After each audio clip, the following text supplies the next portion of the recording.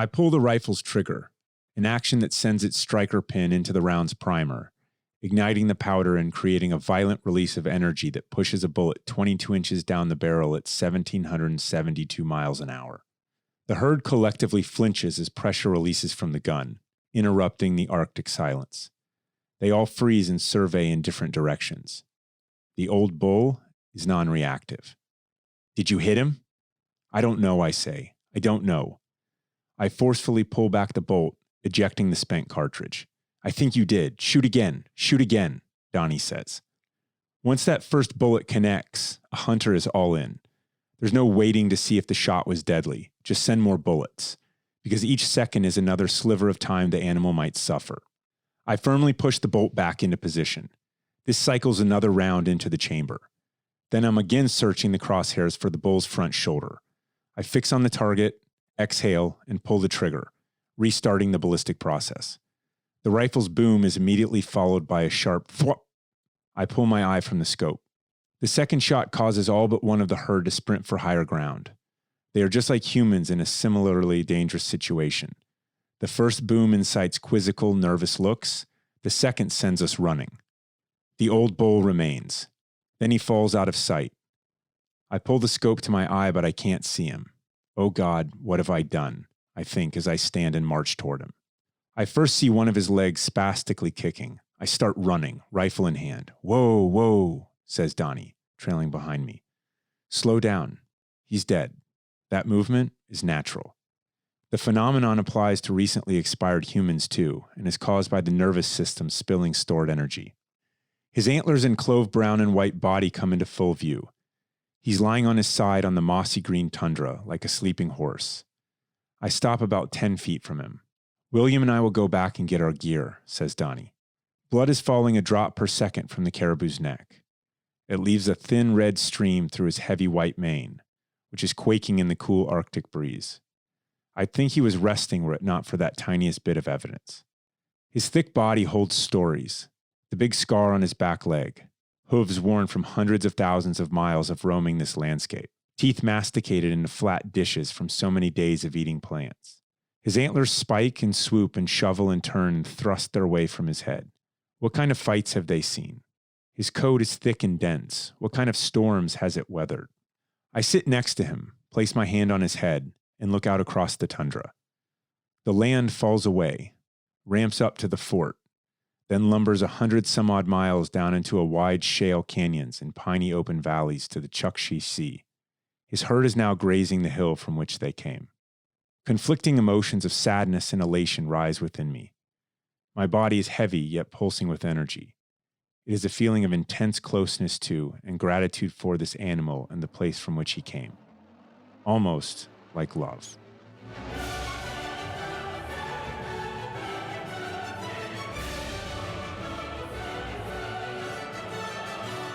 Welcome to Glorious Professionals, brought to you by GoRuck Media. I'm Jason, here with Emily. Today our guest on the show is Professor Michael Easter, author of The Comfort Crisis, professor of journalism at UNLV, and longstanding writer for such places as Men's Health. He's also become a good friend of ours over the years. We met a while back when he covered rucking for Men's Health, and we were fortunate to host him at our house for a while when he was still writing The Comfort Crisis. We were just joking right before this about how our youngest son woke him up screaming alligator in the morning. And Mike was like, yeah, I'm cool with that.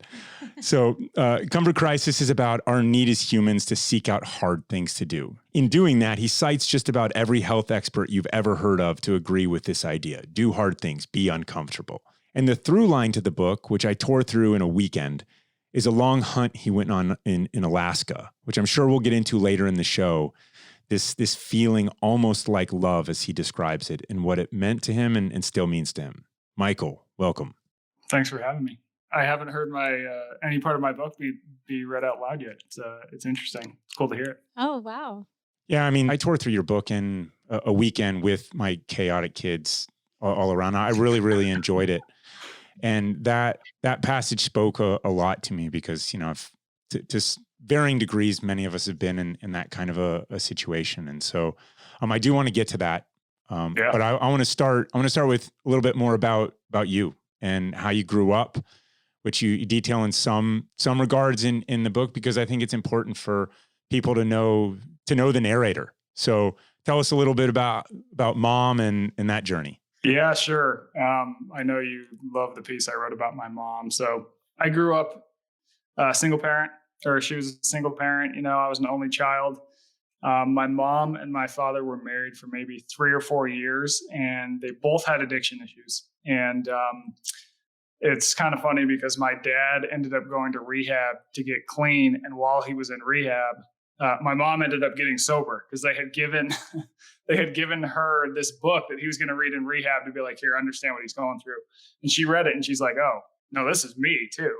So he comes back and they're both sober for a little while, but it didn't take for my dad. So my mom ended up getting pregnant and my dad went back out and he just kind of left us for good. So we were living in this trailer on the side of a highway in Idaho, outside of Sun Valley. So this is like a nice ritzy town, but we were the people who would serve the nice ritzy people who would come in or whatever. And it just wasn't working out financially. I mean, she had a lot of hardships and she decided to move us back to Utah.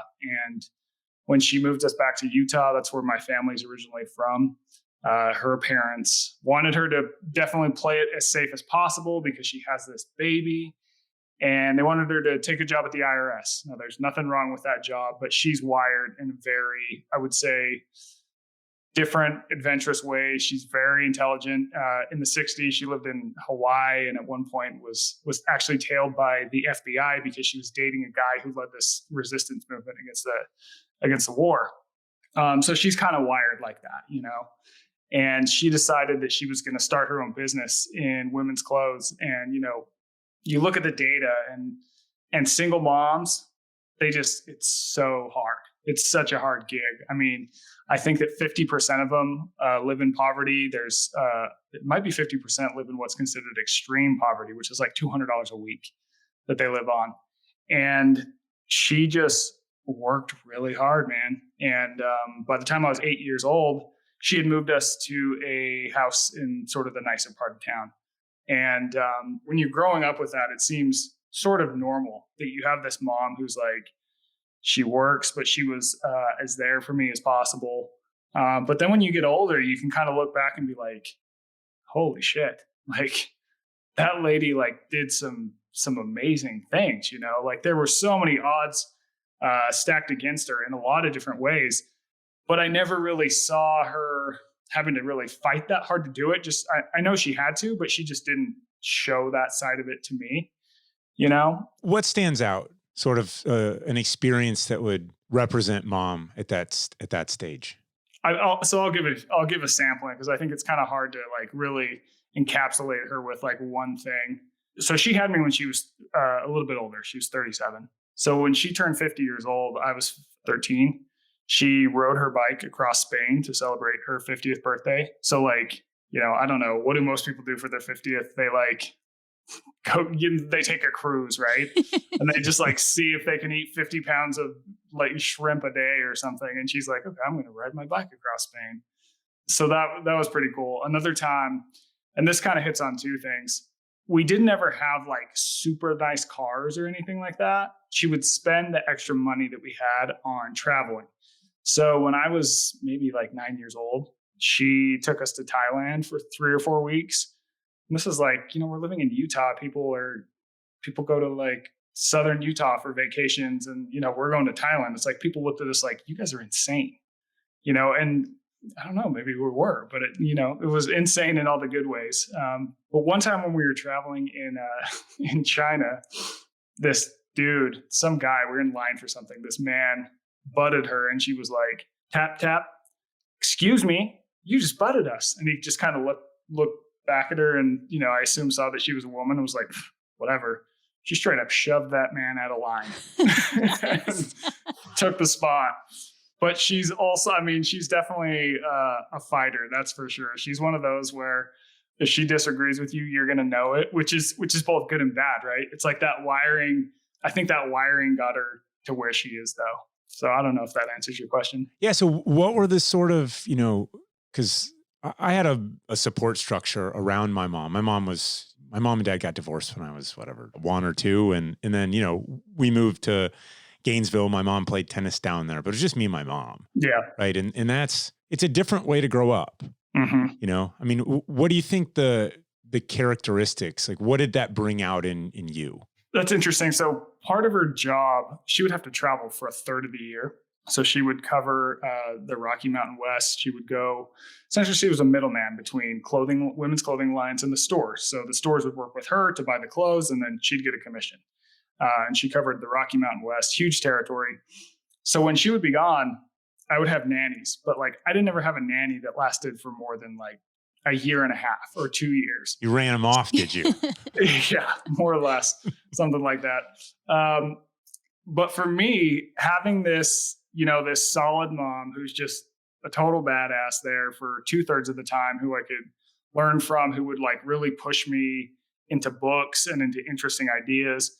And then I'd have to spend the other third of the time with like some random college kid who would be there for like a year, or some like, older lady, or one of the people was like a kind of part-time athlete, just this random cast of characters. Like I learned how to really adapt myself to different people and learn how to deal with different people. And I think that has helped me in my career as a journalist, because just so used to being able, like getting thrust into people who behave a lot differently than what I would normally be used to.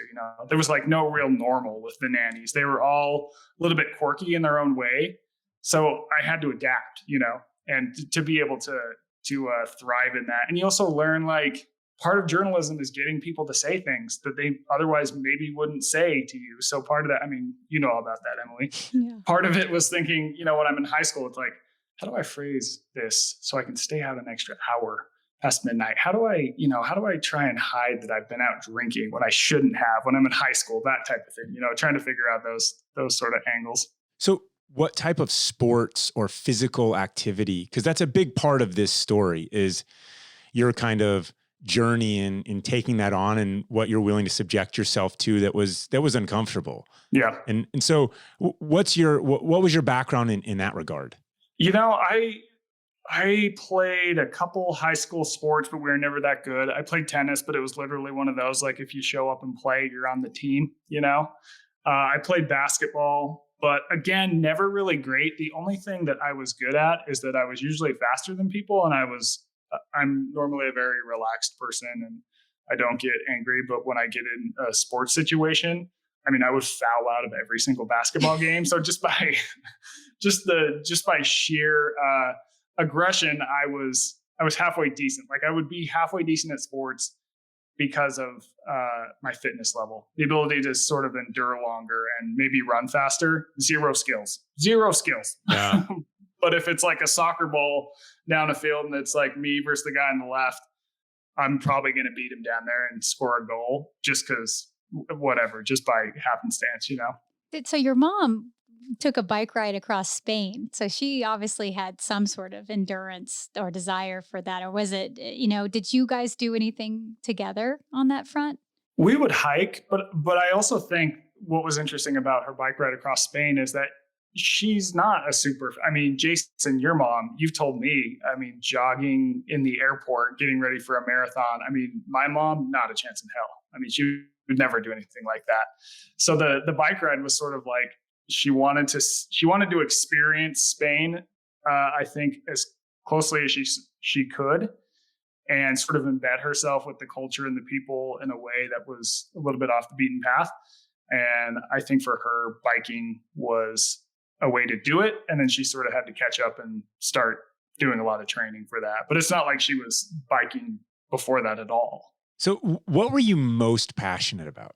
In high school? Just as a kid growing up, before you grew up and became a published author and all this jazz. Yeah, I would say I'm kind of one of those people who's always been interested in a lot of different things. As a kid, I would read encyclopedias, just like, oh, this thing leads to this thing. Like, I'm one of those people who go on Wikipedia and go down a click rabbit hole because you read one Wikipedia page and you see one thing and you click the highlight and then it's like another thing. And then, you're reading about some obscure thing you've never heard of. And it's like, oh my God, this is fascinating, So I was always a little bit of a nerd in that sense. I I was pretty social too, I would say. I mean, I just liked hanging out with friends and that kind of stuff. I don't know. That's a good question. Like what made me tick? I think a lot of it is just like learning obscure things and thinking, even though I don't think I would advertise or come off as much of a nerd. I mean, I could be wrong. You guys could be being like, no, dude, you're a total dork, but who knows? You got a little nerd vibe. I'm not, yeah, Yeah. but in a good way, like you said, you're interested in things, and I can see that you kind of pick these things in fitness that are on the fringe, and you go deep on them. Yeah, that's kind of a good way to put it. I mean, in terms of my writing career, that's definitely been a theme, is that when I was on staff at Men's Health, I think I got a reputation for being the person who would find interesting people and interesting places doing interesting things. And I would go leave the office and embed myself with those people. Whereas, I mean, it's even worse today, but even back then, like a lot of journalism today, and even then just happens from behind a screen. Like we're going to jump on a phone call, or I'm just going to do some research on you. Whereas I would jump on the phone and do the research, but then also, hey, can I come spend 3 days with you or 4 days with you or whatever it would be. Yeah. I mean, you did that with us, Yeah. you actually just hung out in our house and followed Jason on his morning routine and had lunch, it's cool. I think it's a little bit old fashioned, but it's also kind of the way the world still works, and that's where you get the good stuff. Yes, that's definitely where you get the good stuff. It's not in the time where you say, okay, here is when we're going to have this conversation. It's when the person's kid is screaming alligator at 6 a.m. and you have to see how they react to that. And then you kind of throw out a question in those moments where there's something else they're having to deal with, and see what they say in those moments, and you just get to know people better. Like most of my writing is generally, I mean, I've written some investigative stuff that can hit people pretty hard and shed some light on things. But in general, if I'm calling you as a reporter, it's probably a good thing. You're probably doing something cool that I want to shed light on. So being able to sort of embed myself, I think, people shouldn't be afraid of that. It's, I'm there to kind of see what you do that's interesting and that I can share with people who I think will be interested in it. So what led to kind of health journalism? Because you're passionate about it, man. I mean, it's one of those things. I mean, somewhere along the way, the evolution of your life was health matters, mental health, physical health, and you want to share that and you want to get that message across to people. Yeah, to be honest, I am passionate about it. I sort of fell into it. I would say I started thinking about fitness and nutrition when I was in high school, and I would be lying if I said it was for no other reason that it got girls, right? Like girls like the high school kid who lifted weights and had the six pack, and that's what I was in there for. But very quickly, I realized it was more for my head than anything else. Like working out, whether it be rucking, a long run, or lifting weights in the gym, or whatever it would be. I mean, that's my time to think and also decompress and just blow off energy. I'm always one of those people who kind of feel like I have a lot of pent up energy, even as a kid, I would always just a lot of big movements and stuff, and I ended up in grad school interning at Esquire magazine. And then I took a part-time job with Scientific American and GQ. And these were not, I mean, I was still looking for something full-time. And a job at Men's Health opened up. So I had the two dude magazines, and I also had a science magazine. And that's essentially what Men's Health is. It's like health science for guys. And I applied, and the guy who hired me, he's like, well, you can write, you understand how to read a study. Do you ever exercise? Do you know anything about exercise at all? It's like, well, I work out. In reality, I didn't know anything. I mean, I was like, my knowledge looking back was, nothing. It was like, I'd read a couple of workouts in Men's Health, and that's what I would do basically. But he hired me because he basically said, look, if someone is a good reporter and writer, they can learn the health and fitness stuff pretty quick, but it's harder to teach someone who's more embedded in fitness to write and report. They tried it both ways, and it tended to work better the way they brought me in for. And at first, I wasn't super passionate about it. I mean, I think I envisioned myself more writing for a magazine like Esquire, doing like long features about, who knows what. But over time, I think I just saw that there's a lot more there than, push-ups and sit-ups and however many numbers of reps you do. Like there's real stories behind health, fitness, nutrition, and it's fundamental for people to live a better life. And I especially got interested in it when I started to think about the evolutionary implications of it. And it's like, well, why is 70% of the country overweight now? Why do we have such crazy high rates of anxiety and depression? Why do people get winded walking to the mailbox? What is going on here? It almost like it opened up one of those Wikipedia click windows where, like, once you start to see that stuff, start to read the research and talk to people, and it's just fascinating. And there's a lot of really interesting characters in the world of fitness, nutrition, and health in general. I mean, wacky people who are doing wacky, cool things that are helping people, which I liked. And I did feel like it was helping people, like I've written articles where I'll have people email me and be like, man, I felt like crap. And then I started doing this thing in your article and I've lost 50 pounds and now I can touch my toes and now I can play with my kids and now blah, blah, blah. And you're like, wow, that's pretty crazy. You don't really think that's ever going to happen when you're sitting making phone calls and writing. And then you get emails like that and it's just like, oh my God, man, this stuff is powerful if people do it. So that's the type of dopamine we love at GoRuck too. Yeah. The feedback from people when you change their lives is it's really a powerful thing. Yeah. I mean, that's why we have the relationship we do, because you guys are figuring out a way into fitness that is effective, but different and brings people together, building that sense of community that I think can be missing in a lot of approaches to fitness today, especially how we've approached it traditionally. I mean, I think there's new ways that are thinking about community, but you guys are really at the forefront. And I think what's interesting is you're doing it outside of a gym. I don't have to go to this very specific place at this specific time and pay this specific fee in order to hang out with my friends and do something physical. I can just send them a text and say, meet me here at X o'clock and we're going to do this thing. And it's going to be fun and cool and interesting. And it's going to be good for us. And we're going to be able to talk and catch up and, build relationships. So. Okay, we're sort of segueing into the book. Before we dive in, what was the most uncomfortable thing that you did before your Alaska hunt? I would say it was probably a lot of the gym stuff that I would get sent to do for Men's Health.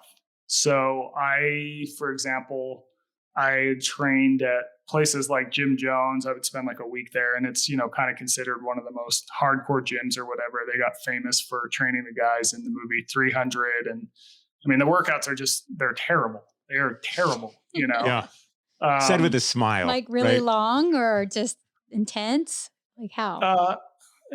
Anything and everything. I mean, I remember one workout I did there. They have a guy who works there, who used to work there. They've kind of changed a little bit. This was maybe 8-9 years ago at their height. And he would watch you train over the course of the weekend, and he would get a sense of how fit you were. And then he would write your name and a number on a whiteboard. And that was the number of calories you had to burn on a fan bike in 1 minute. And it was like beyond what you thought you could really do. But he knew if you really just went for it, you could hit it. And if you didn't hit that number, you had to try again right afterwards. Oh. And after doing that, that just wrecked me. I threw up. I couldn't walk for like 20 minutes. But it was like this. At the same time, it just sounds like a thrashing for the sake of thrashing, but it also really wasn't, because it was like, oh man, we're trying to show you that you have this governor in your brain that's telling you, I can only do so much.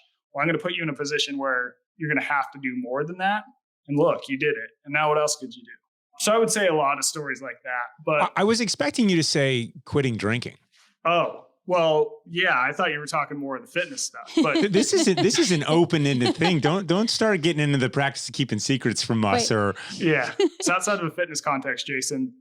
Quitting drinking, definitely. I say that, Michael, because I found your book to be about a lot more than, I know this was your intent. It's not just do this thing physically and all this great stuff is going to happen to you. It's really kind of a spiritual journey. I got goosebumps reading that passage at the beginning, because I know what that feels like. And there's a depth to the journey that you went on. And I think I really think it's an extension of your life. It's not like you woke up one day and said, I'm just going to start doing this stuff because I'm ready to go take on these hard things and describe them. It's just been a natural progression of your life. So Yeah. that's to me what was the great through line. But let's talk about this. Let's talk about Donnie. Let's talk about the Alaskan trip that you took as the through line for the book. And we'll make sure, as you referenced, to link out who we are, which is Donnie's YouTube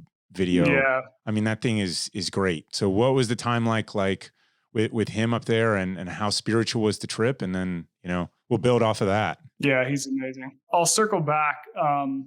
You're right. It was definitely the not drinking thing. And that's something that when I've appeared on podcasts, I kind of wait to see if people want to talk about it or not. Cause it's one of those things. Sometimes people don't want to talk about it because they don't know how to handle it. But yes, I am a sober person.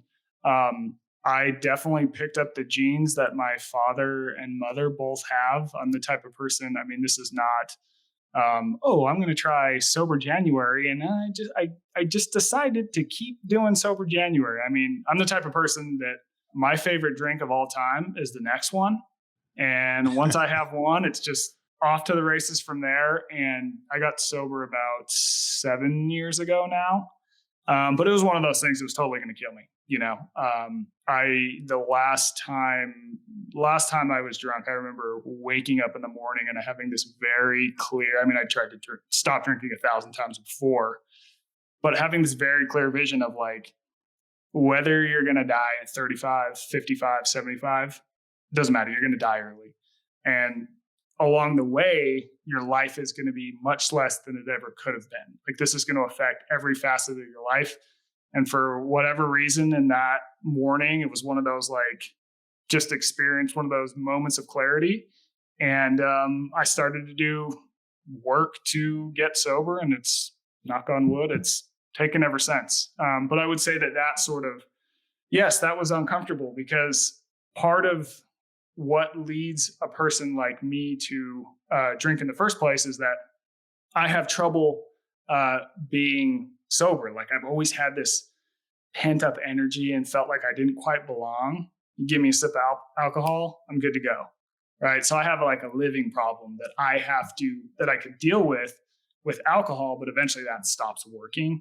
And when that stops working, it's going to lead me to, hospitals, which it did, jails, which it did, and eventually death, which thank God I got sober, which it would have, but that also means that I have to go through the discomfort of trying to figure out, well, what is underlying this inner tension that I feel, and what am I going to do every day to try and not necessarily overcome that, but learn to ride that like a wave instead of getting crushed by it. You know what I mean? And that's uncomfortable, having to do that soul searching, man, clearing that up so we can go back to Donnie now. Yeah. Well, sorry, before we do, what ended up filling that void? Is it the running, the physical activity, or a combination of things? For me, it's a combination of things. Mm-hmm.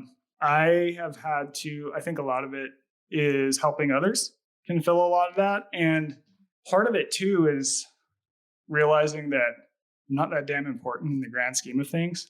It's like ego can be a big thing. And I don't mean like, I think I'm better than everyone, but realizing that there is something out there that is greater than myself, and sort of trying to turn my life over to that and just do the next right thing in life. That can give you purpose, and getting out of myself. Because when you're drinking, you think that the world revolves around you. Drinking, when you do it like I did and have those impulses, is a very selfish act, because the dumbest thing that I could ever do is pick up that first drink, because I know that it leads me to do things that are going to hurt others, hurt myself, that kind of stuff. And that's a very selfish act. So having to sort of make up for that and help others has moved the dial a lot for me, I would say.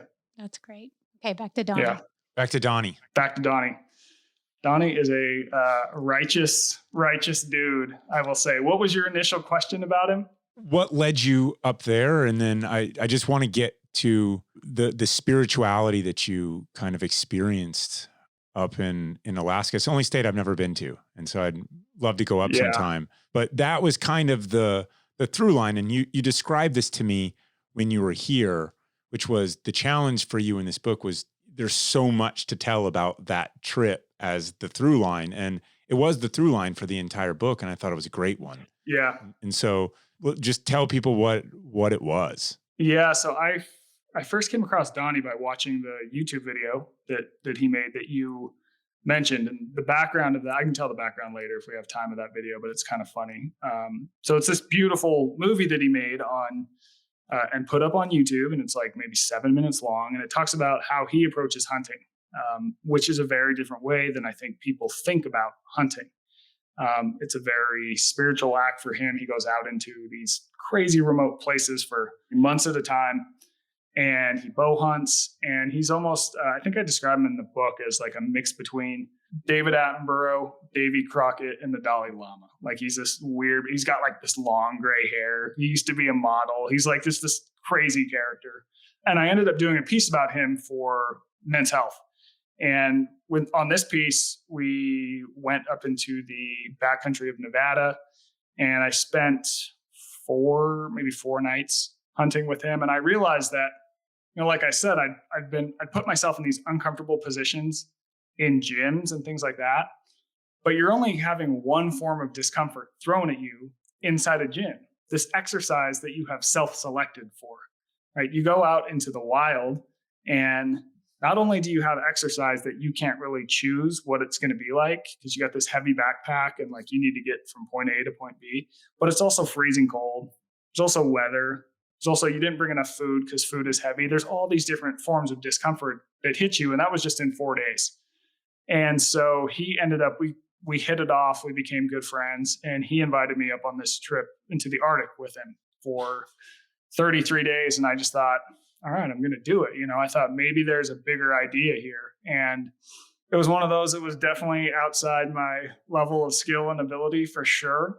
I had to do enough training that I felt sort of ready enough, and we get up there, and it was very transformative for sure. I mean, I don't even know where to start. I mean, it's such just a different experience than we have in our daily life today, because up there, and as I'm sure you encountered in situations in the military, it's like everything takes effort.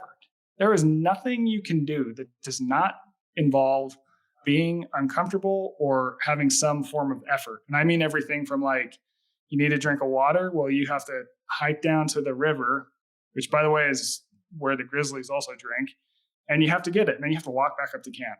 I mean, even if you want to go to the bathroom, it's like, you got to hike out, and you're not sitting on this nice white, clean, sanitary toilet. You're like in the weeds, and you're every like rustling. You're like, okay, that's definitely a grizzly. We got to get out of here. We're starving the entire time because we're out there for so long that we can't bring enough food, and we're carrying these heavy backpacks that it just becomes, you get so used to that suffering and like having to keep continually pushing yourself that stuff really starts moving internally for you. And even things like being out in nature for that long and having these moments of extended, complete silence, it's unbelievable. And just stuff starts moving. It's so transformative and so different than what we're used to today, which is where every single thing we do is comfortable. We live in these environments of comfort. We're never uncomfortable unless we consciously make the choice to be. We're never challenged, and everything is so frenetic. I mean, we have cell phones on us all the time. Don't have a cell phone up in the Arctic because it doesn't work. We're always being pinged with emails and media and tech, that it's just like it's almost like we're bundled up and just totally scattered. And you get out there and it's like so different. You start thinking a lot differently about a lot of things in life. That's for sure. So what was the most uncomfortable thing about being in Alaska then? I think it depends on how you define the discomfort. A few things come to mind. I mean, right off the bat, we have a pilot flies you in on these just crappy little planes that are just the worst to fly in. So he drops us off on the tundra, me and this other guy, and we get another even smaller plane is going to ferry this other guy out to our final destination because our one plane that fits 3 dudes is too big to land. So we need the plane that only fits a pilot and one other guy. So he picks up this guy and flies away. And I'm just like standing out in the middle of the tundra, like 100 miles from civilization. And there's like grizzly bear poop everywhere. And it's just like, I've never been this alone in my entire life. I mean, it's complete vulnerability, unlike anything ever. It's like there's storms rolling real quick there. I mean, so there's that sense of, okay, I'm always vulnerable out here. There's also, in the reading that you had at the beginning, after I killed that caribou, we have to hike it 5 miles back to camp. And that's like, I imagine it's similar to sort of the insane rucking you had to do in the military where you've got 100 and some odd pound pack on your back and you have to get back to camp because if you don't, it's going to be a dangerous situation. It's not like a workout at the gym where you can say, well, I think I'm too tired. I'm going to go home and take a hot shower, So let me ask it this way. Was the greatest discomfort for you mental or physical? That's a good question. Mental, I would say. I mean, physically, your body can go through a lot of stuff. It depends on where you're going to take your mind. I mean, there's research that says we only use 50% of our muscle in a workout, like activate 50% of it. Are you going to be able to push yourself psychologically to the places you need to? Like things like one night we were maybe 12 miles from camp and it was freezing cold, but we had to get back to camp because there were weather coming in. It's not like, and there's a pickup pilot could not come and pick us up and bring us to safety. It's like, oh, I have to find my shit right now because if I don't, I'm going to freeze to death out here. I mean, literally. So being put in those positions where you can't quit, I think things start to move and you start to think about things a little bit differently when you get back to your normal life. And so what the actual kill, you seem to be conflicted about this, not in a bad way, just in a real way. Yeah, it was, going in, I'm up there to hunt, right? But the whole time I'm up there, I'm like, I don't know if I actually want to hunt. And I had told Donnie, I'm like, look, dude, I don't know if I'm actually going to hunt. We'll see. And we'd been glassing, looking for caribou for weeks. And finally, we have some that appear on this other hill. There's like a valley in between us. And we're looking at them thinking, if they start to move down the valley, we're going to be in a position where this might actually work out. And they do start to make that move. And we start trucking across this hill. And we're going to try and go over the saddle so we can catch them coming up over the saddle. And then we'll be in perfect position. Now, the whole time I'm like, okay, I'm carrying the gun. I don't know if I actually want to fire it because, coming from the modern world, I've never killed anything, even though I engage in the life cycle by eating meat, all the time. But it's just death is not something I'm familiar with because even the way we deal with dead people today, funerals are very sanitized and brief. After someone dies, a mortician makes them look as alive as they possibly can for one last viewing. Death is just not something we're intimate with. So we get to a certain point where we hit the ground and we're crawling in across the tundra. I've got this damn gun in my hand, and of course we get in a position where we're thinking they're going to come over, and I see these. First, you see these antlers rise at the saddle, and they start making their way down. And I'm hesitant the whole time, but we see this one caribou that was clearly older and limping. He'd been injured. And even at that point, I'm going, I don't know. And they get within about 150 yards, and he keeps going in and out of the herd, so it's hard to actually see him. Anytime I get the crosshairs on him, it's like, bam, another one would go in front of him. And Donnie looks at me and he just kind of goes, look, man, if you don't want to pull the trigger, you don't have to. But if you're going to pull the trigger, you got to do it soon, just because it was in a position where it was a shot that, we could make. And this herd cleared and he's just standing there, and I pulled the trigger and pulled it again.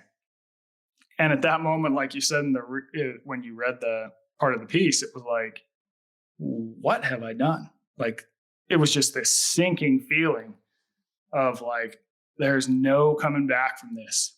There's no coming back from this. And we get to the animal and he's just lying perfectly on the tundra. There's the only sign, he'd just gone through a violent death, was just, there's this little slightest trickle of blood at his neck. And Donnie was the perfect person to go hunting with for my first time, because he just went, "Hey man, I'm going to go back and get your stuff." And he like kind of gave me a minute there. It was really obvious when I read that he knew exactly what he was doing and that you needed that moment. Yes. And I definitely did need that moment. And I'm not going to lie, I was a wreck. I was like, man, it was very, very heavy. And just going through those emotions of like, man, I've ended the life of something that, and I can see the herd on the hill. And I'm thinking, man, he still would have been hanging out with that herd were it not for this thing that I just did. And then my views sort of started to shift once we started to break the animal down into meat that we would use and eventually eat, because I started to see, once you open the animal up and you're cutting off its hindquarters and its front quarters and the cuts along the spine, you start to realize that I'm going to eat this meat and it's going to help me live on. Not only that, but I eat meat like every single day at home, and I don't ever feel bent out of shape or sad or feel any sort of bad emotions when I eat that meat. And why is that? It's the same damn thing. It is 100% the same damn thing. Saran wrap will do that for you. Yeah, maybe even worse, because it's so detached, and like at least this way you can see what it meant. Yeah. Exactly. Yeah. And saran wrap will do that too. That's exactly right. I mean, that's why the cuts are a certain way, why they're presented a certain way, why we use words to describe them that make them help us forget that they came from a living animal. And you would think that, after picking up hunting, that I would eat more meat, but I've actually started to eat less meat because of this experience. It makes me feel a lot more, I just put a lot more thought into how much meat I eat. And I'm like, do I have to eat meat right now, or do I not need to? I mean, I still eat it. I don't think there's anything wrong with eating meat. I'm just a little more cognizant of that. And I think, more importantly, the act sort of makes you realize, for me at least, that this is part of the life cycle, that something has to die so something else can live on. And that's something we don't often think about today, because we've set up this sort of system so we don't have to think about those uncomfortable thoughts. So that moment, just the way that you told that story and that tale and your stock and all of that, it brought so much more of the rest of the book to life. It's almost like you've been researching your whole life to write this book.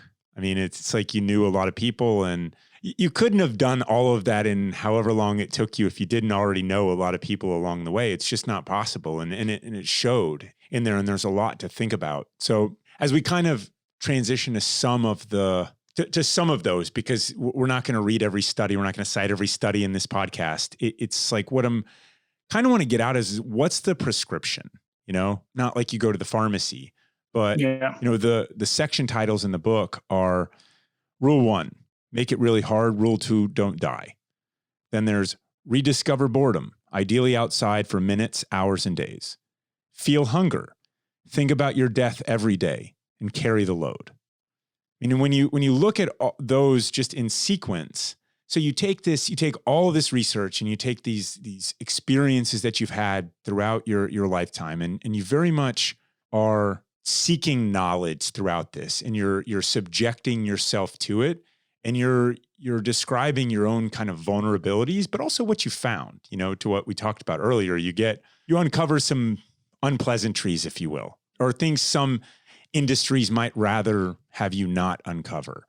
And so where do we dig in and sort of say, this is what I've learned in all of this? So when you think about your average day of someone listening to this show, I mean, you probably woke up in this soft bed in this temperature controlled home. And when you needed food, what did you do? You just walked to the refrigerator, and then you popped it in the microwave, you pressed some buttons. And where did the food even come from? It just magically appeared at the grocery store, right? Getting to work, you probably drove. When you were at work, you're behind a screen, you're hitting these keys all day. Then you drove back home and you did the same thing for food, and then you watch Netflix and you go to bed, and sort of rinse and repeat. That's like the typical American day, right? We've removed ourselves entirely from these lives that we used to live for, all of our evolution over 2.5 million years. I mean, everything we did as we were evolving was uncomfortable. It was done outside. We didn't have this constant influx of media.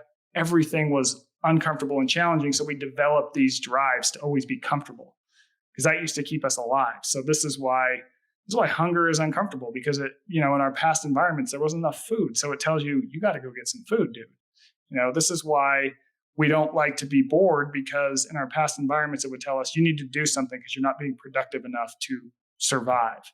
This is why we don't like harsh weather, because it's like, oh, cold, that uses up my energy and it puts a threat on my system. But when we totally tipped our environment to comfort, now this drive that we have to be comfortable all the time is working against us. It's like our body tells us you should eat more, richer food, because in our past environments that saved us. But now it's like we have these pantries filled with like Reese's Pieces. We're told to eat those. And we have this drive to be lazy, because back in the day, it's like you only moved when you absolutely had to. There was still a lot of movement too, by the way. But now it's like we've engineered our environment so we don't have to move at all. But we still have this brain in our head screaming at us to be lazy. So it's really thinking about like it needs to be a sort of I'm not suggesting that anyone go back to living like we did when we evolved, right? But it's like, how can I take some of the things that we used to do every single day in the past and insert them back in my life? So to go sort of step by step through some of those sections that you talked about, I mean, the first one it's a quote from this source I have. Humans used to have to do big, epic, challenging things all the time. This would be something like, moving your family across the pass when you were moving to your summering or wintering grounds. This could be on a hunt for your tribe. And these things were often outdoors. We often had different types of rites of passage that we would go through that transitioned us from like being young and inept to officially being a capable adult. We've totally done away with those sorts of things now, right? Like what's a rite of passage now? It's like getting a driver's license. What do you have to do that? You have to take this easy test, right? Everyone gets a driver's license. It's not a real challenge. And when you look at the data, the fact that people, especially young people today, just have no challenge in their life is why you have these astronomical rates of anxiety, of depression. Because when someone has never been challenged, even the slightest thing, for example, a microaggression, can set you off because you have zero stress tolerance. So thinking about, okay, how do I add challenges that are real, that put me in real positions of failures where I could actually fail? How can I put those back into my life? So I think this is why what you guys are doing with things like the selection are pretty cool, because that's a high rate of failure. And life today is set up so people don't fail. So if you fail that and you realize, oh, guess what?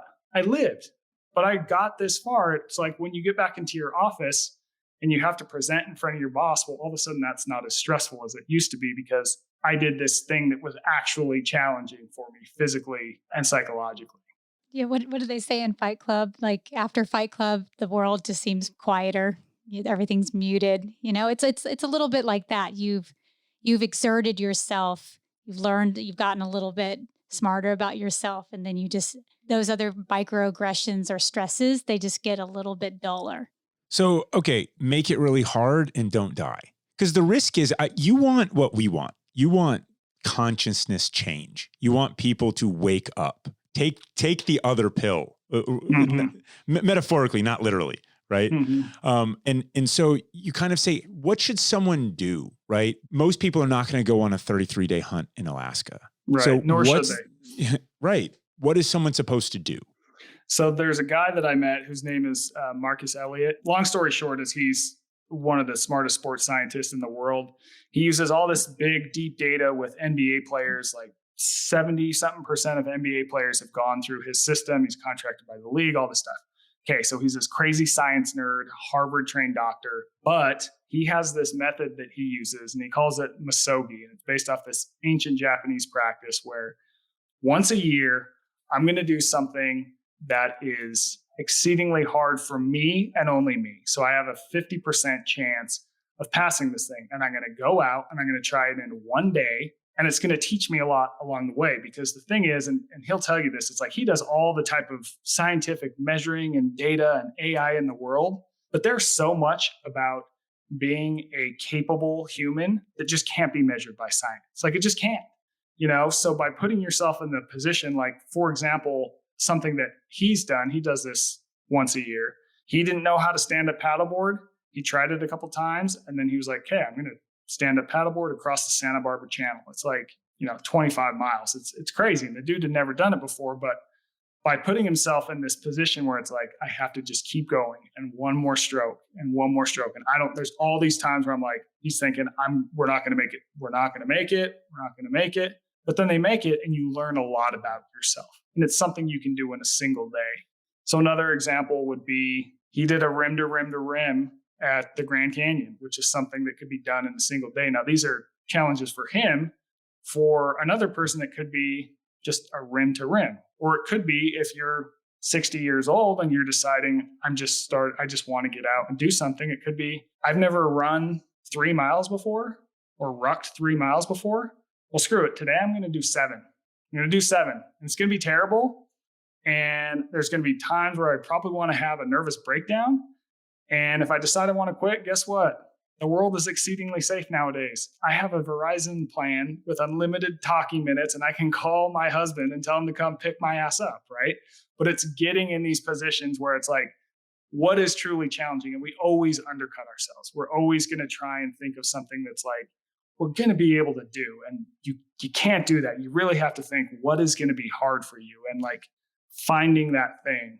At the expense of your body. Once a year, I think so. I don't think it's bad to walk away with a few scars. I'm not suggesting anyone do anything that's insanely dangerous, but I'm also, bodies are resilient, and we've over medicalized everything in the world. It's like nowadays, it's like I twisted an ankle. It's like, okay, like people freak out about any sort of pain or feeling of just anything that hurts at all. They're like, oh my God, I need to go to a doctor. It's like, I'm sort of saying yes. I'm in the same boat. I've been cooped up, and it's been awesome, right? Florida's been great. The kids have been chaos. We're doing great, right? She's sitting right here. It's been awesome, but I have not done that thing. There was a 50 miler in Normandy that we did, a couple of years ago. There's been hike in Colombia. The hike in Colombia to go find the lost city was awesome. I just got back from surfing in Costa Rica for a week, which I don't surf.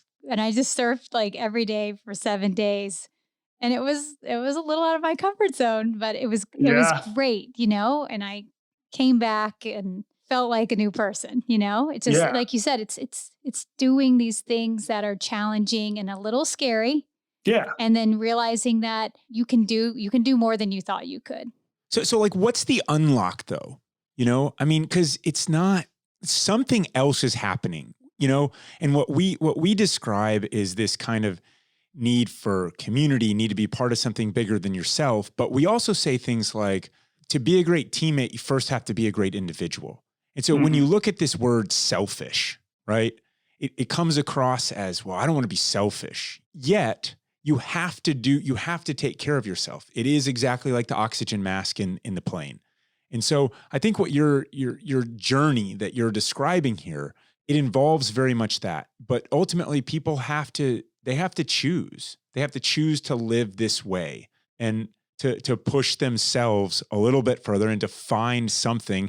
And a lot of times you need someone to push you or to say, hey, I'm going on this thing. Hey, want to go find the lost city with me, sweetie? Oh yeah, you do? Awesome. Let's go do it, And it's really rewarding. It's just like when everything becomes about the glorification of the individual, or everything becomes about comfort, or, Johnny's always got to get a trophy. It's like there's so many dots to connect that have gotten us to this place. And we're back to sort of, how do we go way back? Yeah. Well, I think you bring up a couple interesting points about selfish. It's like and I think the question is, well, why would you do something like this? If you were to, if you decide to go do something crazy and wild, what's your intention? Are you going out there because you want some Instagram photos so you can get a bunch of likes? Well, that seems selfish in a bad sense. But is it like, I'm going out there and doing this thing because I think it's going to help me move the dial on my mental, physical, and spiritual health. And when I go back into my everyday life, I know because of that, I'm going to be a better father, husband, worker, et cetera, et cetera. Like intention is a lot of it, right? So going back to what this Marcus Elliott dude talks about, like he says, one of the guidelines on this is like, you don't share it on social because this is for you. This isn't for you to brag about. This is like an internal thing. He also talks about, don't necessarily try and measure yourself against other people, So if you're like, okay, well, I'm going to run a marathon, but that dude ran it in 3 hours. So screw that dude. I'm going to run it in 2 hours and 59 minutes. Like, well, why? Like you're trying to move the dial on your own self. And when you look at the research of someone like Joseph Campbell, like he talks about the hero's journey, these stories exist in all cultures. This hero goes out in the world. He leaves the comfort of his everyday life. He gets put in this, this middle ground where there's a lot of physical, mental struggle. And he struggles to make it out the other side, but he does make it out the other side. And he's transformed for that. And there's this line in his book, A Hero with a Thousand Faces, that, by slaying the dragon, we're actually slaying ourselves, our past self, our sense of self. So it's like a dissolution of the ego. There's my favorite definition of ego is conscious separation from. So by doing this, I'm trying to get closer to everyone else in my life and get closer to my own sense of, spirituality and who I am, and in turn getting closer to everyone else. So this tribal sense, right? And when you kind of go back to, look, the military does this. The military takes you as an individual, it breaks you down, and it says you're part of a team, you will submit. And then it builds you back up as a capable and more capable and more competent individual who is a part of a team. And you get this kind of sense of belonging. You have this community that you're a part of, and the team needs you and you need the team. And you know this in your very core. Now, we're kind of saying that that's the goal. You can remove the military, you can remove war. It's like you have to take things to an extreme to kind of get anyone's attention, first off. And second off, because it's more interesting. But how do we do that? Is it in our culture? What's the best way? What's the best solution? Is it anything from CrossFit to Go Ruck to what's the through line of the things that work? Individual extreme hunting trips. I mean, I know people got to find their own way. They gotta march to their own drummer and all, but what's the through line? Yeah, you bring up good examples. And when you pull back and look at those, it's like you mentioned, there's community, there's a physical aspect, but then there's also having to push back your own impulses to sort of quit and give in for something higher and greater, right? And you're often doing this kind of stuff with people, like at a Go Ruck event, like with CrossFit, like with a backcountry hunt. Usually you do that with other people and you're working with them, like I did with Donnie. It's like, what really speaks to you? How do you get enjoyment? I think personally, if you can do something outside, there's a lot of benefits to that. I mean, you look at the research on being in nature and it's crazy, the benefits. I mean, everything from like health markers improve after just like, I think 30 minutes. Once you're out there for longer than 3 days, a lot of things start moving in your mind. Like people's brainwaves start to look similar to like these experienced meditators that they study. It's like in the book, I explained it as 3 or more days in the backcountry as like one of those extended meditation retreats, except you can talk and you can eat and there's no gurus and they're not going to charge you a bunch of money for their wisdom, So warning to people out there, I'll tell you, I read that part. I'm sure her brain, M's brain is going like this right now, right? I read that part and I'm like, hey, M, all right, here's the deal. Here's the deal, sweetie. Right. 72 hours is the number. We got to do something. Cause I'm at that stage and I know there's so many people out there right now. And I feel like the timing of this is great. Nobody wished, wanted, hoped, or begged for something like COVID-19 to come along, but we have people's attention, and to have their attention to say, you need to do something big, and it's not go sit on a cruise and wait for mealtime or the buffet to get refreshed, right? Living in that movie WALL-E, that is not the existence that we want, right?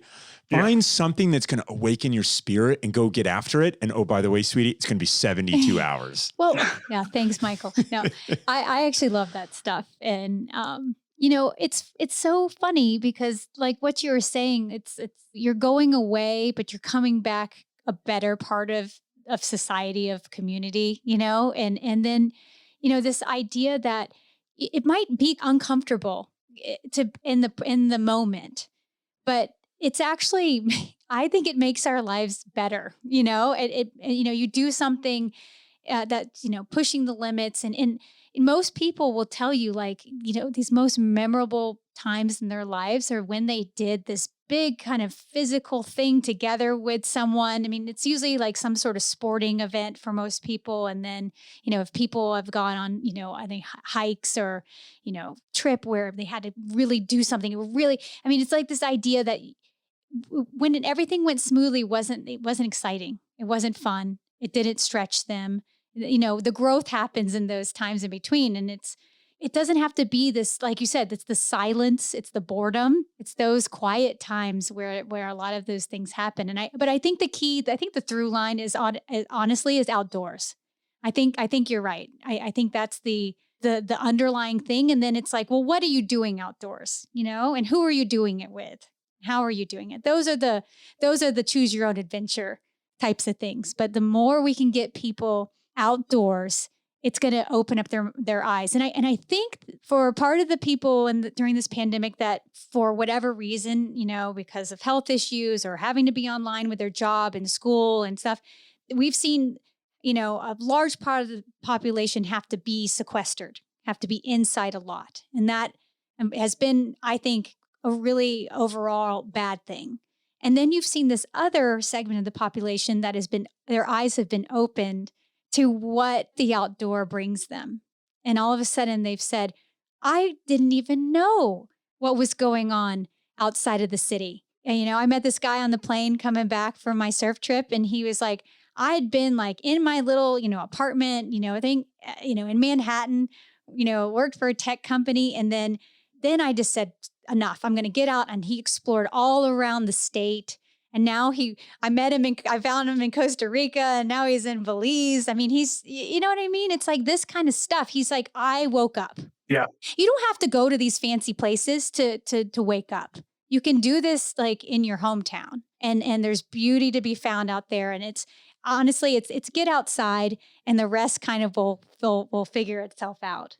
I mean, like, we have evolved because we're so smart, right? And we work together, this tribal sense. We're really smart. Humans, right? Yeah, humans. But yet we're losing. We're losing to impulses and urges in our DNA. So what's the point of being so smart if we know for a fact, go outside? You need to move. You should maybe eat a couple more salads than just, have another, whatever came off the frozen Cisco truck at whatever thing and then got dipped into some batter and what. I get it. It's good, right? And when you're at the fair, make sure to get the cotton candy and the all that stuff, right? That's fine. But we're losing. We're literally losing. We're less happy. We're less fit, more depressed, and less connected to people. All these things you talk about are kind of going back to basics. Yeah. Right. But in the modern age, we're not expect everyone to shoo everything and go live, off the grid. And I mean, that's an extreme, and that's not for everybody. But we do something that we started in the pandemic where our kids were just like driving us crazy. It's that witching hour. It's right before bed. You can't send them to bed yet, but they just had dinner. And we started this thing where it's a night walk. And we go outside and we go up this hill and we go down it. I mean, they're going to remember that for the rest of their lives. I mean, it doesn't always go perfectly. Last night there was hey kids, get around here. Family meeting. All right, everybody, in the middle of the street. Get your minds right. 10 push-ups each. Well, they were being very, very naughty and a little unsafe, quite frankly. So I'm not trying to sound like a tyrant, but we needed to corral, but I think we need that. But this is like, the tribal leader needed to reconnect with the people. And, so for the most part, a bad night on the night walk is still better than a good night stuck at home. It's just a fact. Yeah. And your kids are not going to remember, the opposite. What is it? You put on another Netflix show for them. They're not going to remember watching some random show on Netflix, but they will remember those night walks, right? So you're creating like these impressions in your sort of scrapbook of life And I think that when we get out of, we are, as humans, we are programmed to fall into an easy routine. One, because it saves energy. Two, because even just by having this predictability in our daily life of like wake up, breakfast, work, dinner, TV, go to bed, repeat for a lifetime, that used to help us in our past environments, having this predictable routine, because we would know where our food was coming from. It just helped us feel safer. Well, we still have that machinery, but now it's like applied to the modern world of, like I said, like living in this just cycle of just the same shit day in and day out. And when we live like that, you look at the research, our brain can essentially go on autopilot. We're not actually present and aware of our life and what's going on. We're just sort of stuck in our head, like going through our days, right? In this random routine. And we're just thinking about like, oh, what am I going to have for dinner? Oh, I wonder if the Nets won the basketball game tonight. Oh man, that kid kind of looks like that one kid on that other movie. You're just thinking of random shit all day. It's like you're stuck inside your head. When you go out and you do new things, all of a sudden you can't anticipate the future like you could in your normal routine. So all of a sudden your brain has to like, okay, wake up. There's something new here and I have to be aware and alert of what's going on. It's like, William James said, your life is a summation of everything you were aware of, and so much of today living in these sort of routines and bubbles we're just sort of lost in our noggin, sort of just going through life, sleepwalking through it, So like inserting these, what can I do to shake that up and insert something that's going to force me to be aware and to feel all these things that I'm not feeling day to day. So that's why I love, the 72 thing. I'm sorry, you're locked in now. Emily, get your sleeping bag ready. Oh, Jason will invest in a down bag like I had in Alaska. We'll find you a negative 100-degree bag somewhere. Thank you. When you're spending time in the backcountry, you're forced to face all these things you've never felt before, like, hunger, because you have to backpack in your food. So you're not like packing in all this stuff. It's like, oh, so this is what real hunger feels like. You're having to carry all your stuff and it's tiring. When it rains, it's like, well, crap. And if it's cold, you're going to be cold. You can't go turn up the thermostat. As my drill sergeant said, when it rains, you get wet. When it's cold, you cold. When it's hot, you hot, right? It was real simple. It's primordial, Exactly. But Michael, do you think there is a specific kind of point in time where things started to get a lot easier for us? I feel like it's closer than maybe we think, It's like my grandparents didn't have it that easy, when I hear about, maybe those are just I had to walk up the hill in the snow kind of stories, but I don't know. I feel like their world was still a little bit more connected to, kids walked to school still, they played on the sand lot. They all watched TV, one, couple channels on the TV kind of stuff. Yeah. All the stuff that really started affecting our comfort level and how we live every day, it started in the Industrial Revolution, but that doesn't mean that it just all took off then, right? A lot of stuff was slow to adopt. I think when you had radio was introduced in the 1920s, that started to change how people would interact, because now you're listening to a device. Even though you're listening to it together, it's still slightly different than having that conversation. Sure, those conversations still happened, but probably not as deeply as they did before radio. Then we get TV. When TV was introduced, people went from watching 0 hours a day to, I think the average became 6 hours a day at the end of the decade after TV was invented. So, we just push all the chips across the table for this television. And then, everything starts advancing from there. The jobs start to shift to more office work. We're sitting more.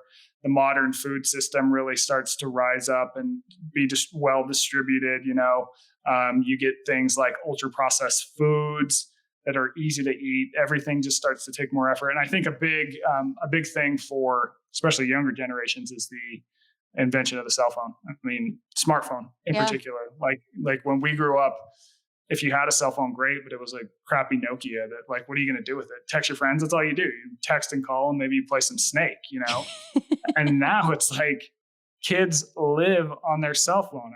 I have this class that's 100 students, and the first day of class, I make everyone pull out their cell phone and tell me how much screen time they have. And then I say, who thinks they have the most time? And you'll have a handful, raise their hands. I'm like, how much do you have? one kid will be like, 7 hours, 45 minutes. And then it's like, does anyone have more than 7 hours, 45 minutes? I mean, it's like an auction, right? Yeah. Someone else will raise their hand. It's like, I have 8:45, and it's just like 8 hours and 45 minutes. It's a third of your day. Your life is literally, this person's life is literally what they're saying on Instagram or TikTok or whatever it is. So it's like we started getting these technologies that make everything easier, but they just keep advancing and advancing. And there's this concept I talk about in the book, and the dorky name of it that, the dorks at Harvard, they call it Prevalence-Induced concept change. Now, the way I think about it is called comfort creep, which basically says that as some new thing that makes our lives easier gets introduced, we just adapt to it. And then what we used to think was great and made us comfortable, all of a sudden that's unacceptable. It's like, oh man, think about staying at... Your revolution is your kid's baseline. Yeah, exactly. It's like if we were to go to a 1-star motel right now, we'd be like, man, this is a shithole. We're really roughing it. Yeah, we're roughing it. Now think if this was 100 years ago, it'd be like, oh my God, this place is unbelievable. This is the nicest place in the world, And so the ball just keeps advancing and we're just not conscious of it. We don't notice this. We don't have the ability to pull back. And this is the researcher told me, another evolutionary mechanism to save energy. You don't want to remember every single instance that you've ever seen and make these comparisons. You just want to remember the last one and be like, okay, this one's better. Yeah. Favor this one because it saves brain power. Michael, one of my favorite movies that I'll watch anytime it's on or I put it on is The Revenant. I think that's only like 200 years ago, right? I mean, in the grand scheme of things, that's not that long. And all I can think of when I'm watching it is like, how difficult would it have been to live at that time? It's exactly the kind of stuff you're talking about. Having to carry heavy loads, having to worry about being some animal's lunch, having to endure the weather, other people trying to kill you. I mean, your lifespan was, if you died, people were like, yeah, they ate you. He had a long life. He was 25, getting sick, and it's just like, I have so much respect, for that kind of lifestyle because they were just so tough and life was really, really hard. And I'm thankful that I was describing to my daughter the other day I was like, we can wake up and we don't have to worry about if something's going to eat us, and we have this house. We could be here if there was a bad storm, sort of thing. And, I was just trying to talk to her about like, we're very fortunate that we have these things, but we can't take them for granted, and that's what I think. It's not saying like, don't stay in your house and don't, have the air condition. It's really being mindful about it, to be reminded. We have to do these things like what you're saying is to remind ourselves of what that is. That's a comfort. That's not the baseline, right? That is actually comfort. I mean, the surf school I went to, they were talking about there's all these different types of surf schools you can go to and there are different prices and some of them are really fancy and you stay in these great places and you eat all this great food. Well, I just happened to land upon this one that was like pretty Spartan living, no hot water, no air condition, and, basic food, your rice, your beans, your fruit and vegetables. And people were telling me like, yeah, I'd been to those other ones and it's just, you feel kind of, you can't eat rich food all day long, after you've been surfing and, you don't really want a hot shower, after you've been in the sun all day, you don't really want air condition. It's like, going back and having those experiences reminds us of like what's comfort and what is actually, the real world. Yeah. No, you nailed it. I mean, putting yourself in these positions for an extended period of time, it gives you appreciation for what you have. So there's this restaurant that my wife and I go to all the time. This place always has a line. This place is always inefficient. They are a model of inefficiency in business. And so, before I go to Alaska, it's like we get there and I'm sitting there waiting and I'm like, this waiter dragging ass, like, why doesn't he move here? And I'm just frustrated and pissed off because like I have to wait because my time is so damn important, you guys. You don't even understand. Now I go to Alaska and it's like everything sucks. I'm always hungry. I'm always cold. Everything is miserable. It's like now when I'm in that restaurant after coming back, I'm like, I can look back on that and be like, this is fine. It's like, I'm warm. I'm about to eat like 2,000 calories in, tortillas filled with chicken and cheese. And like, this is freaking awesome. And you know what that does for me is that makes me less of an asshole in every moment for the rest of that day. So it's like just giving that little bit of perspective. If that can even make you slightly less of an asshole, can you imagine if you put slightly less of an asshole at scale across the country?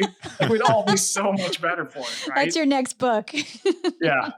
All right. So to change topics just a little bit, because while we've got you, you've been covering rucking, frankly, longer than anybody, right? In this modern day, whatever we call this, with coverage of health and fitness and stuff. And, you know, the section where you talked the most about it was carry the load. So from that section of carry the load, anthropologists are understanding that carrying was likely fundamental to human evolution. But historians have long known that humans carry during vitally human acts like hunting, exploring, and fighting.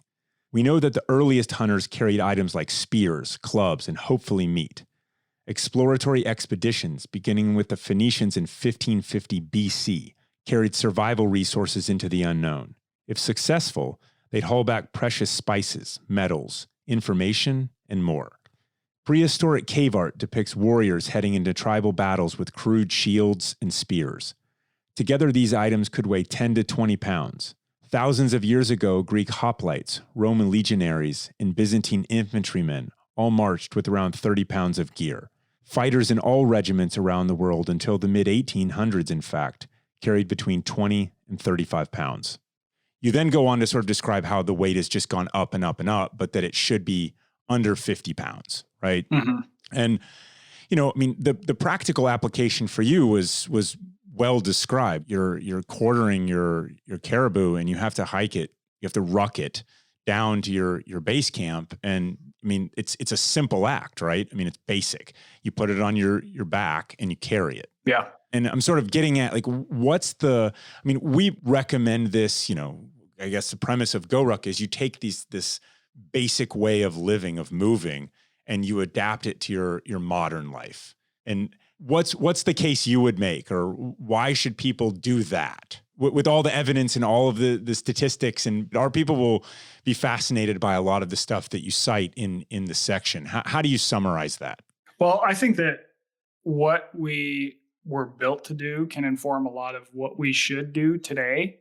So if you look at the human body and the way that we evolved, the way we're built, we basically evolved physically to do two things really well. One of them is run long distances slowly in the heat. So we stand on, 2 feet. We're very slow in sprinting, but we can run really far and we can control our heat. So we would, run down animals who can't cool themselves as well, and we would spear them. Now, this might take place over like 20 miles, right? But then we'd have to carry that heavy weight back. So this is, again, why we have these hands that are exceedingly strong. There's no other animal that can carry stuff because they're all on 4 legs. Like, they have to drag it in their mouth. It's exceedingly inefficient.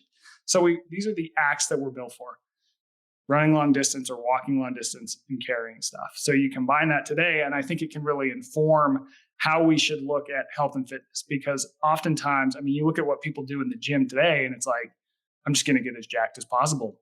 I just want all the muscle. Give me all that muscle. It's like, humans are not strong creatures. We are weak as shit. Like, you compare us to anything else, we're so weak. And as we evolved, having extra muscle, it wasn't healthy. Like, you couldn't do it because you didn't have enough food to fuel that. No one is delivering you your pre-made chicken and rice meals in your little Tupperware. And then 2, you wouldn't have been able to run far or carry stuff. So it's like, I think that rucking gives people an opportunity to hit this like sweet spot where they're getting just enough strength work that's challenging their muscles in a lot of different ways. But also it gives them the endurance work. You look at what kills people today, it's heart attacks and strokes. Those are collectively the number 1 killer of Americans. And when you look at fitness culture and gym culture, so much of it revolves around like, just going to build all this muscle. I'm not saying that that's bad and that's not doing people good, but it's like, I don't know if that really is going to move the dial in terms of longevity as much as something like rucking would be. Like, that saying, smaller dogs live longer, goes across all species. And I think that rucking gives people this opportunity to improve their cardiovascular endurance, which is associated with living longer and, being disease resistant to all these different types of diseases. But so is being strong enough. When people look at the strength research, they sometimes think, oh, this means I should just get as jacked as possible. It's like, no, that's not what it's suggesting at all. Because they're looking at people who are just like not sarcopenic. They're showing that people have enough muscle. So that sort of gives you this build and these skills, I think, that can translate to functionality and longevity.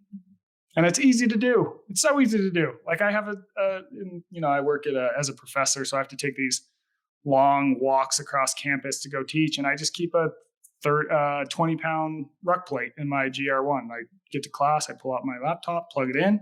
I'm good to teach. I'm not sweaty, but I've added just a little bit more resistance to my day over time, over all the amount of walks I'm going to take across that damn campus the rest of my life. That's going to move the dial a lot. It's like figuring out ways to sneak that movement into your day. Hide the miles, right, Jace? Yeah, hide the miles. So you kind of alluded to Born to Run, right? Which was sort of started the minimalist craze of Vibrams and all that stuff and led to a ton of injuries, right? I mean, then the shoe companies get into, zero drop shoes, but then everyone has a huge reaction against it. So now the shoes are like Forever 21 platform shoes for teenage girls, except they're called, sneakers now. Yeah. Right. And it's like, what's the starting point? How do we take, because your book, which I think is a great first book, right? Because I know you and I've been reading your stuff for forever and I loved your book. I really loved it. Good. Thank you. It also I think it's your first book. And much like Bob Dylan's first album was a lot of covers. He didn't write the words, right? Mm-hmm. And in that regard, you went around and you found all these great people, right? And we were really fortunate that you asked to come stay with us and we got to know you even more and that you were interested in covering rucking. And I feel like your next book, which I know you're going to write, it will be even more, you become the expert, like unto yourself, because you've just been able to synthesize all this stuff. I know you have it, because when we just chat on the couch, it's not, you don't always come back to quoting this person and that person as much, right? Yeah. I guess my question is, it's like, how do we synthesize? You got a lot of people out there. I'm kind of in okay shape. What's more important? My community, my friends, my cutting out my diet, my inability to, deal with silence, my mindfulness, do I need to start jogging? Do I need to start rucking? Do I need to go do yoga? There's so much stuff out there.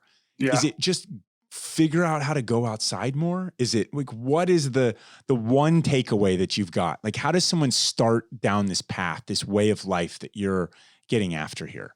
I think you try everything that you just mentioned. I mean, we know that all of those things are good for us, but that doesn't necessarily, that's at a population based, right? That doesn't necessarily mean that they're good for me. And good is like, what am I actually going to stick to and do? Mm-hmm. So we're talking about diet or health and fitness. It's like, in the nutrition world, it's like there's all these crazy ass diets like, oh, I'm going to go keto and blah, blah, blah. And then the other side's like, well, the research shows it doesn't actually help you lose weight. It's like, well, who cares? If you want to try keto, freaking try keto. Yeah, it's probably not going to work for you in the long term, but you might pick up a couple tips that might help that you could apply to the next diet you try. Just, try things. And I think that our intuition can take us a long way. We have an expert for everything now. It's like people fundamentally know how to eat healthy. It's like, eat some vegetables, eat some protein. Like, if you really want to try that stupid diet, try the stupid diet. Like, whatever, dude. You'll learn something from it. You know what also is that I find when I change up something, my environment, my routine, my diet, how what workout or what I'm doing for exercise, I find that the change is good. It in and of itself, it's kind of an awakening, right? It's something new, right? That my body is not totally used to. And it's like, it's this idea of, whoa, what are you doing now? I have to make this adjustment, and I think it's good to keep it interesting for your mind and for your body. Yeah. It's like, just do something, man. I mean, so often people are just complacent. It's like, that freaking eating Cheetos and and Snickers and sitting on the couch is not healthy. It's like, what are you going to do? Well, something. Something's better than that, right? Like, try rucking. You want to try running? Try running. You want to go to the gym? Go to the gym. You'll find stuff along the way that you pick up. And I think too, I mean, for me, there's this personal rule when I try and figure out like what's probably going to be good for me. And I call it the Oatmeal Rule. You guys have probably seen the movie River Runs Through It, where they're sitting at the table and the one son won't finish his oatmeal. And the dad just goes, "Son, man has been eating God's oats for thousands of years. It's not the place of an 8-year-old boy to change that." Well, I love anytime that. some like new thing comes along, I apply the oatmeal rule. It's like, have we been doing this for thousands of years? If yes, it's probably good for us. If not, I can probably ditch it, or at least like we probably don't know all that much about it, Oh, So I love like that. humans have been walking. I mean, we evolved to walk. We evolved to run. Running's probably good. I mean, it can have some problems because people are so big now and, our movement is thrown off, but try it. If it hurts, you're not going to die. Just stop running and do something else. Like ruck. Yeah, like ruck. Exactly. Or Carry like you're stuff. eating the potato, right? Exactly. Like, I got so much crap from people for eating potatoes in college. They thought I was unhealthy or blah, blah, blah. And I would be like, I like them. I feel good when after I eat them. And so, it's really validating to have read your piece on peanut butter and jelly and potatoes. So I'm like, that's what I lived off of in college besides rice and beans. And, it's fine. And you know who else did? Like civilizations in South America for thousands and thousands of years. And then some fucking scientist is going to like look at people who ate French fries and then try and like do a study that's like, potatoes are actually bad for you. And then the media picks it up and it's like, potatoes are actually bad for you. It's like, And I'm like, my last name's McCarthy. My people made it to America because potatoes are good. Okay. Exactly. Yeah, I love that rule. I think that's a great rule. It's a great movie. It's a great book. Yeah, it's an even better book. Mm-hmm. Mm-hmm. Okay, so Michael, part of what works with all this too for me is you kind of say don't Snickers and all these things. Well, you packed out Snickers for your hunt, right? Or your secret vice, cat's out of the bag, is Diet Coke. Oh, yeah. I mean, there are just these things that look. You're not saying you've got to be perfect all the time, and you're very much a questioning type of person, which serves you well. I think you're in the perfect profession, and I always look forward to reading all your stuff and to seeing how you and your pup are running around or sometimes rucking around in the trails and stuff. Well, he always beats them, right? Every time.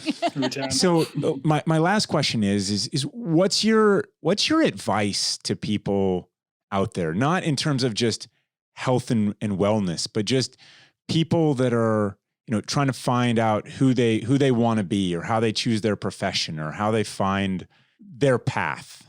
It's a good question.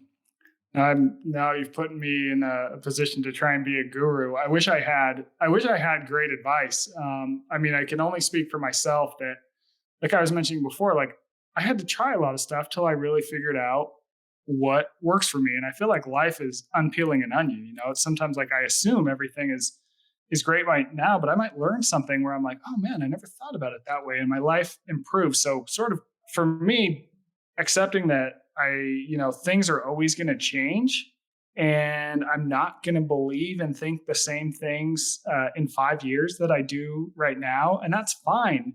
But just trying stuff. Like for me, I had this, this job at Men's Health and I thought it was great, but I also felt like there was something missing there. So I put myself out there and I sent out some emails. I ended up getting this job as a professor at UNLV and being able to continue to write. And it's like, you just got to try stuff. I think a lot of times fear can really hold us back from like, we don't want to put ourselves out. Like, well, I'm not going to do that. They're not going to accept me. They're not going to blah, blah, blah, blah, blah. It's like, you don't really know that. You're just assuming something about yourself that is probably incorrect. So trying things. I mean, I don't know if that answers your question in the least bit, but that's what seemed to work for me. And trying and questioning, like you said, there's so much stuff out there in terms of health and fitness advice. anything that is ever absolutist is going to be wrong. And it's just, like I said, apply the oatmeal rule. That seems to have worked for me. I'm not saying that everything new is bad, right? It's like cars are new. Cars are great. But at the same time, when we're talking about health stuff, usually that oatmeal rule will take us pretty far. All right. Well, Michael, thanks so much for your time and for coming on the show. It's always great to catch up. Yeah, that was awesome. Thanks a lot, guys. All right. So we went and chatted with Michael for an extra half an hour when we got off. Oops. Yeah. Good times. He's easy to talk to. Yeah. I know. It was kind of funny when you told me, hey, Michael Easter's coming. He's going to spend a few days writing a book. I was like, what? What is he writing? What's going on? You know? But he was great. He actually rolled with it really easy. You can see like what he was talking about being adaptable. Like, well, you know, I had sent him a note, which basically gave him two options. I said, hey, there's this little hotel that I recommend. Hotel Palms, local, or you can crash with us. You know, here's the upside and here's the downside. And you always try to hedge this stuff with like, I know you writers have all your weird quirks and all this stuff. And he's like, yeah, we do. I think it'd be more interesting at your place. I'll roll with that. You know what I didn't get a chance to ask him was when he said, yeah, it's those moments when the kids scream an alligator and seeing how the parents react. And then when you throw a question at them, then what do they say? And I was like, oh shoot, how did I react to that? You turned out great in the book. So. Oh, good. Yeah, well, thanks. I was just wondering if there was more to that. Since getting to know him from that trip, we've been getting some of his writing, which is so excellent. You know, it's interesting. It's health, but not just sort of your typical kind of health, like do this or whatever. It's like he gets behind the story. And, you know, we've been incorporating that with our tribe emails and things like that. Just sort of like, additional, things of interest, right? It's really cool to kind of see his finished product of the book and see that a lot of the things that he's saying of all his research and work at Men's Health and all is, being a professor. It's the stuff that we keep coming back to, it doesn't have to be that complicated. Get outside, get with some friends or, if it's the more his stuff you read, I mean, he's very condemning of a lot of practices that are out there, from marketing practices to, he's like, oh, to the diet industry. Yeah, to you'll the food read industry. some study and he's like, yeah, but they never disclose who funded the study, right? I mean, there's always motives. Some of the time they're ulterior motives. And, I mean, what I will tell you is my belief, my thought is that he's going, I don't know if it's this book because you can't always control what goes viral, so to say, but he's going to have he's going to have a very storied career as a journalist / fitness / he's just got a lot of, just getting started. He's just getting started. And so it's been really fun to get to spend some time with him. And just, it's one of those people now where it's not like he has a lot of followers on Instagram. It's not like his articles are great. They're always a part of another organization. And you kind of say, oh, the author, he's less attributable. He's just not that well known in a really broad sense yet. And so I think this is a great step for him and his sort of idea of, go outside, which he's a big proponent of and lives. He's like, you got to try more stuff, and part of that is, write a book, get it out there. And it's a good book. What great timing, like you said, we've had this sort of wake up call for the world. It's always difficult to get people to change or to wake up. I mean, ourselves included, but last year was that in a lot of different ways. It shook a lot of things up, and I think people are going to be looking for things. Yeah. So I think, look, if you're out there and you're like me, or you're like so many of us, you're like, man, I know for a fact I'm more receptive to new ideas. I know that I need to go do this thing or that thing to kind of reset. His book is a great way to help in that journey. There's a lot of license to call bullshit on a lot of stuff that's out there and to make your life simpler and more rewarding. And what more can you ask for than that? Right? Yeah. So we appreciate your listening. This was a really fun one for us. Michael's a good friend, smart dude, really enjoy chatting with him on the couch at home with our kids running around, enjoy him on the podcast, and hope you all did too. So thanks for your listenership. And if you enjoyed this, tell a friend.